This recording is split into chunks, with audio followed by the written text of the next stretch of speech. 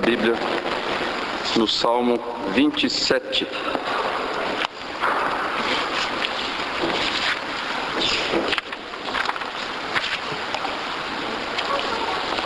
Salmo 27.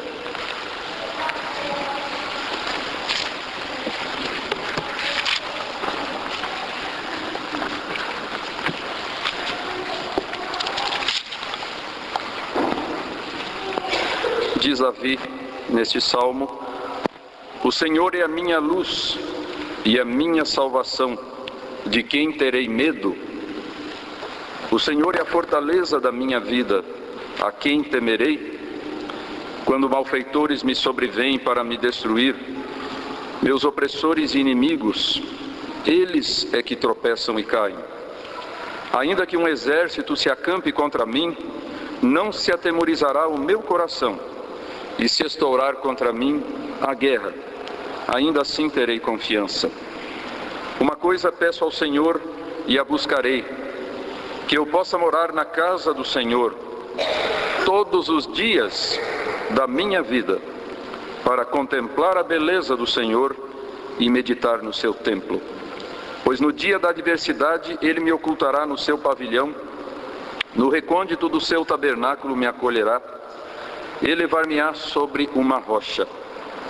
Agora será exaltada a minha cabeça acima dos inimigos que me cercam.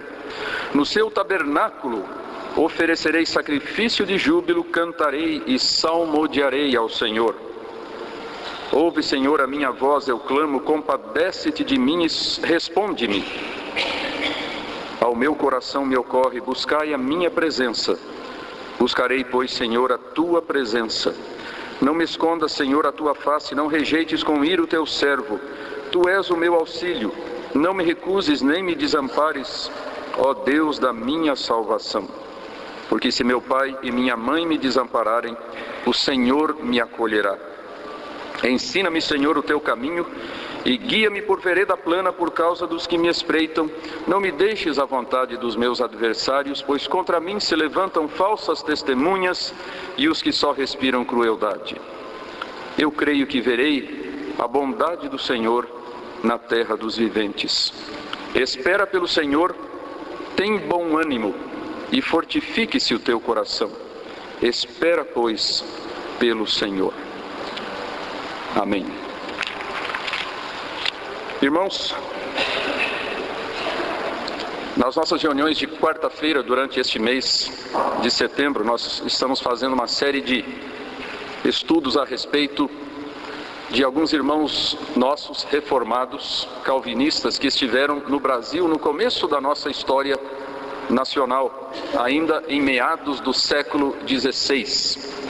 Aquela experiência que ficou conhecida como a França Antártica, aquela pequenina colônia francesa que foi fundada em uma ilha da Baía da Guanabara, ainda antes da fundação da cidade do Rio de Janeiro. Então nós temos visto, ao longo aí das últimas semanas, várias informações interessantes a respeito da França Antártica e dos antecedentes desse experimento. Então a reforma na Europa, a obra de Calvino em Genebra, mais especificamente o surgimento da Igreja Reformada da França, e então a França Antártica, e agora, a partir da última quarta-feira e também na próxima, e para isso inclusive aproveitamos para convidar os irmãos para o último estudo desta série. Na próxima quarta-feira estamos vendo a Confissão de Fé da Guanabara, que foi um documento produzido naquela ocasião. Mas o fato é que, enviados pelo próprio reformador João Calvino, que ainda vivia naquela época, e pela Igreja Reformada de Genebra, um grupo de evangélicos, de huguenotes, como eram conhecidos os reformados franceses, veio para o Brasil com dois objetivos: fundar uma igreja reformada entre os franceses que aqui estavam e evangelizar os índios. Foi a primeira vez em que protestantes europeus se preocuparam com a evangelização de povos pagãos, e por isso esse se tornou um evento importante também na história das missões. Mas uma data bastante significativa relacionada com todos estes episódios foi o dia da sua chegada ao Brasil, o dia em que esses evangélicos, esses reformados calvinistas chegaram à Baía da Guanabara e ali realizaram pela primeira vez na história, não somente do Brasil, mas na história do Novo Mundo, na história das Américas, um culto evangélico. Dia 10 de março de 1557. Uma data muito importante para todos nós. Primeiro culto evangélico reformado no Brasil e na história das Américas como um todo. Algum tempo depois surgiram incompatibilidades muito profundas entre o líder daquela pequena colônia, Villegagnon, e esses evangélicos, esses reformados. Eles foram expulsos ali da colônia e eventualmente voltaram para a França, mas alguns acabaram retornando, foram presos por este líder. Ele lhes deu algumas perguntas e um prazo de umas poucas horas para que respondessem aquelas perguntas teológicas, e a resposta que eles deram veio a formar então esse belíssimo documento que é conhecido como Confissão de Fé Fluminense, ou Confissão de Fé da Guanabara. E por causa então dessa declaração de fé, baseando-se nesse texto, ele os condenou à morte por heresia e executou 3 desses nossos irmãos reformados, que ficaram conhecidos como os mártires calvinistas do Brasil. Um deles foi poupado, outro conseguiu fugir, esteve por um tempo aqui perto, em São Vicente, no litoral, foi levado para Salvador e ali mantido preso por 8 anos. Seu nome era Jacques Le Baler, e finalmente foi levado para a cidade do Rio de Janeiro, que estava sendo fundada naquela época, e foi também executado. Então, mais um dos mártires calvinistas, o 4º dos mártires. Mas, naquele dia em que eles realizaram o seu primeiro culto em terras brasileiras e americanas, no dia 10 de março de 1557, eles utilizaram na sua singela liturgia daquela ocasião 2 salmos. Os reformados tinham um apreço muito grande pelos salmos. Os salmos se tornaram os hinos que eram utilizados, cantados regularmente pelos reformados nos seus cultos no século XVI, no século XVII. Os salmos foram todos metrificados, foram feitas músicas para cada um dos 150 salmos, e eles passaram a constituir o inário das igrejas reformadas europeias, os famosos saltérios, como o Saltério de Genebra, o Saltério da Igreja Reformada da França e assim por diante. Então, naquele culto singelo de ação de graças a Deus por tê-los protegido durante aquela difícil travessia marítima da França até o Brasil, eles cantaram o Salmo 5, o hino baseado no Salmo 5. Nós temos, inclusive nos nossos hinários, e em muitos hinários evangélicos, um hino que é justamente baseado neste Salmo de número 5, que é, no caso do Hinário Novo Cântico, o hino 122. Então o Salmo 5 diz: dá ouvido, Senhor, às minhas palavras, e acode ao meu gemido. Escuta, Rei meu e Deus meu, a minha voz que clama, pois a Ti é que imploro, e assim por diante, né? E se formos olhar então o hino 122 dos nossos hinários, exatamente baseado nesse salmo: a minha voz, ó Deus, atende, pois noite e dia clamo a Ti, tão débil sou, tão pobre aqui, a meus queixumes e gemidos vem dar ouvidos. Eu acredito que nós não conhecemos esse hino, até seria uma sugestão interessante podermos aprender esse hino, que foi também cantado no primeiro culto evangélico e reformado do Brasil. Mas, além de cantarem este Salmo de número 5, quando chegou a hora da reflexão, da mensagem que foi feita por um dos 2 pastores que acompanhavam aquele pequeno grupo de reformados, então ele utilizou o salmo que lemos há pouco, o Salmo de número 27, e mais especificamente o seu versículo 4. Uma coisa peço ao Senhor e a buscarei, que eu possa morar na casa do Senhor todos os dias da minha vida, para contemplar a beleza do Senhor e meditar no seu templo. Nem havia uma casa do Senhor naquela época. Eles realizaram esse primeiro culto numa pequena cabana muito rude, muito tosca, que havia ali naquela ilhazinha, a ilha de Coligny, que mais tarde recebeu o nome de Ilha de Villégagnon. Mas o que os preocupava naquele momento era o espírito dessas palavras.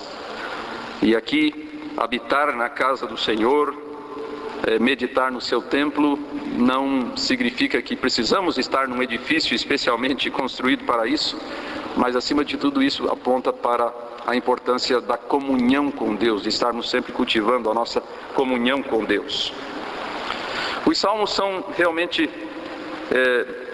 essas composições maravilhosas, sublimes e profundamente ricas que encontramos na palavra de Deus.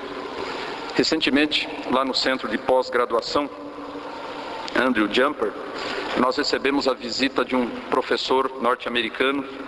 Cada ano recebemos esses professores visitantes de fora. Professor Carl Bosma, que foi inclusive missionário por vários anos no Brasil, fala muito bem o português. Mas, durante a semana, à noite, ele fez uma palestra no Mackenzie para o público em geral, e ele falou exatamente a respeito dos salmos. E uma questão muito interessante que ele colocou foi a seguinte: como que nós podemos entender os salmos como palavra de Deus a nós, quando na verdade os salmos são compostos de palavras humanas dirigidas a Deus? Nós vemos aqui Davi se dirigindo a Deus. São palavras de Davi, não são palavras de Deus, pelo menos à primeira vista. O Senhor é o salmista está se dirigindo a Deus. O Senhor é a minha luz e a minha salvação, de quem terei medo.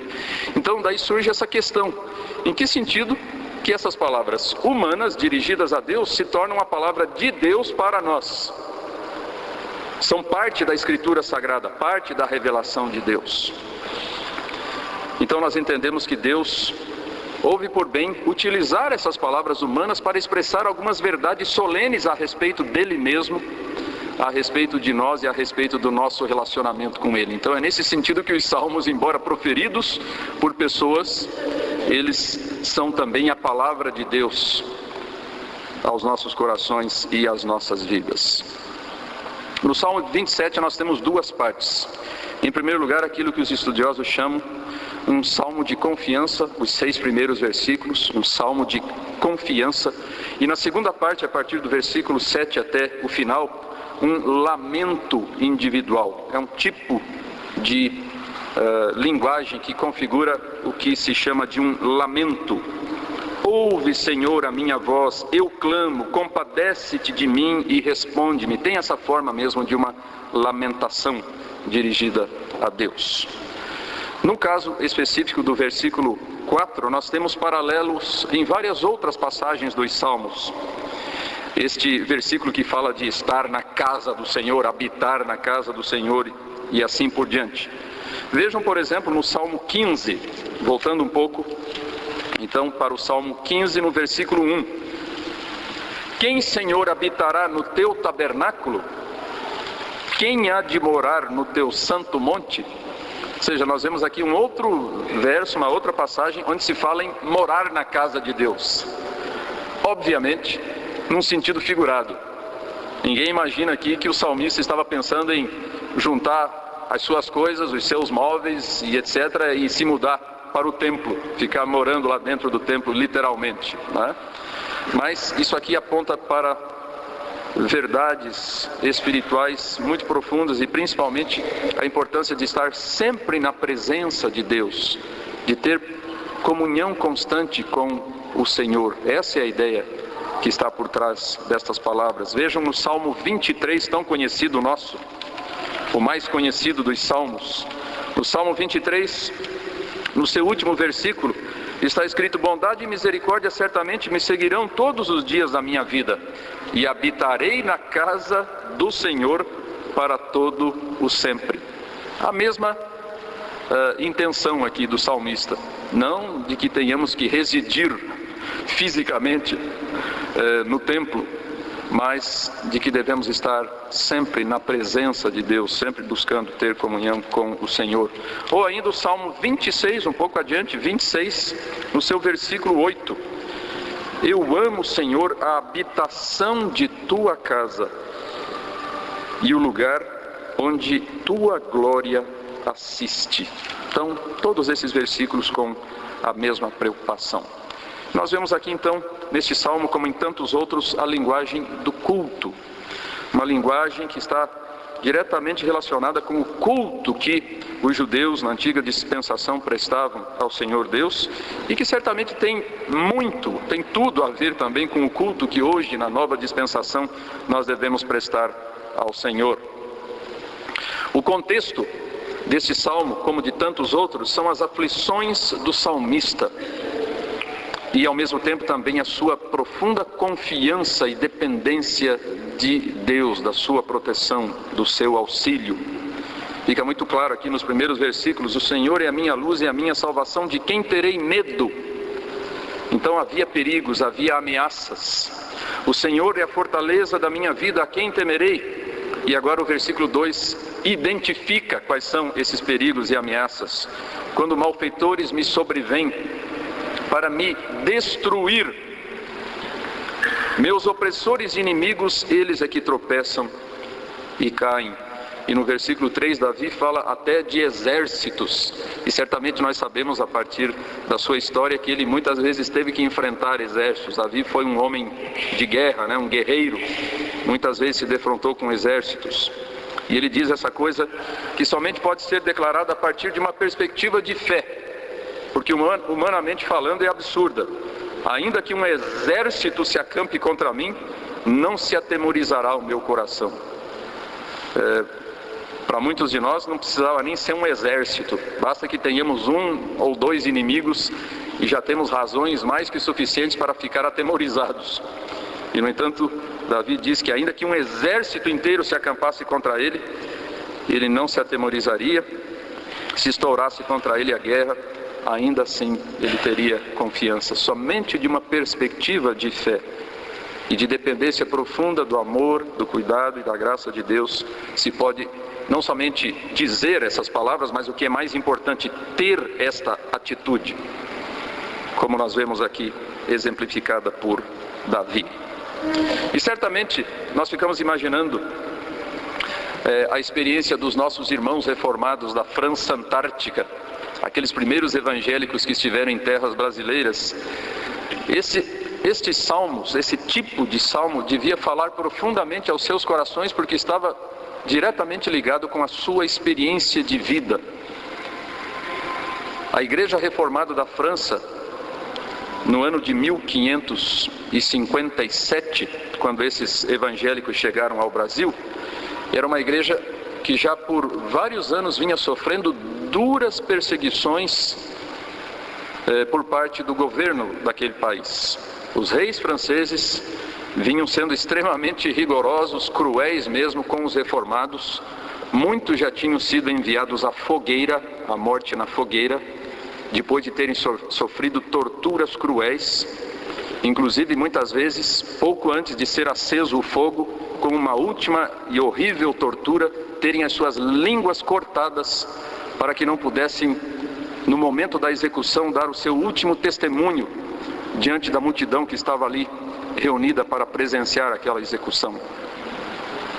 E muitos sofrimentos mais viriam ainda para os reformados franceses nos anos seguintes, principalmente aquele horrendo massacre do dia de São Bartolomeu, 24 de agosto de 1572, quando milhares, talvez dezenas de milhares de evangélicos foram mortos, foram trucidados, tanto em Paris como no interior da França. E por isso, para esses irmãos nossos do passado, essas palavras não eram apenas palavras bonitas, não eram coisas meramente teóricas, estavam profundamente ligadas com as experiências que eles estavam tendo na sua vida cristã. Mas a ênfase mais importante deste salmo é a importância e a centralidade da comunhão com Deus, como temos procurado dizer já por várias vezes a importância e a centralidade da comunhão com Deus. Por que esse Deus fazia uma diferença tão grande na vida de Davi? Por que esse Deus fez uma diferença tão grande na vida dos reformados perseguidos do século XVI? Porque tanto Davi quanto esses reformados buscavam com muita insistência ter uma vida de proximidade, de intimidade com Deus, de comunhão profunda com o Senhor. E aqui nós temos 3 aspectos relacionados com essa comunhão. A comunhão com Deus, em primeiro lugar, nos dá uma oportunidade para contemplação. É o que nós vemos aqui, principalmente no versículo 4. Esse versículo ao qual já demos ênfase algumas vezes. Uma coisa peço ao Senhor e a buscarei, que eu possa morar na casa do Senhor todos os dias da minha vida. E agora vem a parte principal: para contemplar a beleza do Senhor e meditar no seu templo. Contemplar a Deus, meditar no seu templo. Ter comunhão com Deus é isso, meus irmãos. Em primeiro lugar é isso. É ter essa atitude de meditação, de recolhimento. Quando nós nos voltamos para dentro de nós mesmos, nos desligamos de tantas coisas que existem ao nosso redor e que ficam muitas vezes nos distraindo a atenção. Quando nos voltamos ali para o nosso coração e ali buscamos a presença de Deus. Como aconteceu com Jesus, conforme lemos nos Evangelhos, né? Jesus, quando estava para fazer coisas importantes na sua vida, no seu ministério, muitas vezes, diz a narrativa bíblica, passava muitas horas a sós com o Pai, orando e se preparando para os embates tremendos que ele iria enfrentar no dia seguinte. Aconteceu mesmo de haver ocasiões em que ele passou uma noite inteira em comunhão íntima com o seu Pai. E assim também aconteceu e tem acontecido com tantos homens e mulheres que têm enfrentado dificuldades e que têm deixado um legado valioso para gerações futuras. São pessoas que gastam tempo na presença de Deus, que cultivam o seu relacionamento e a sua comunhão com o Senhor.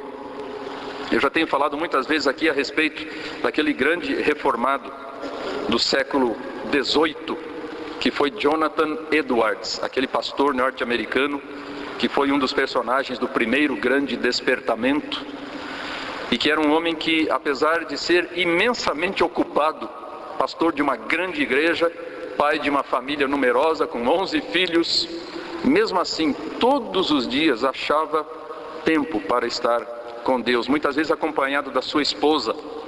Era comum, por exemplo, ao cair da tarde, ele e ela pegarem os seus cavalos, irem cavalgar nos bosques e ali, então, orarem juntos por eles mesmos, pela sua família, pela igreja e por tantas e tantas outras causas. Então é importante, irmãos, que nós estejamos cultivando essa atitude que foi tão importante na vida de Davi e de tantos outros irmãos nossos ao longo da história do povo de Deus. Precisamos gastar tempo contemplando a beleza do Senhor e meditar no seu templo, meditando no seu templo. Um segundo aspecto aqui é que a comunhão com o Senhor nos proporciona proteção. Então vamos guardar aí as palavras-chave: contemplação. Em segundo lugar, agora no versículo 5, proteção. Pois no dia da adversidade ele me ocultará no seu pavilhão, no recôndito do seu tabernáculo me acolherá, elevar-me-á sobre uma rocha. O dia da adversidade. Quantas e quantas vezes nós passamos por este tipo de dia, né? Temos dias como este na nossa vida, o dia da adversidade. É a tônica desse salmo. Davi estava passando por muitos dias de adversidade. E aqui a proteção a que nos referimos não é simplesmente uma proteção física, e certamente Deus pode e é poderoso para nos proteger fisicamente, nos libertar de males físicos que nos acometem, que nos ameaçam, mas acima de tudo é uma proteção espiritual. Essa é uma lição que todos nós precisamos aprender. Nós não devemos esperar, a Bíblia não nos autoriza a esperar que Deus sempre vai nos livrar de todos os males físicos, materiais que nos acometem. Eu acho que um dos salmos que mais ensina isso é o Salmo 23. Se a gente ficar só no começo do Salmo, a gente pode chegar a essa conclusão: o Senhor é o meu pastor, nada me faltará. E daí fala em pastos verdejantes, águas tranquilas, etc.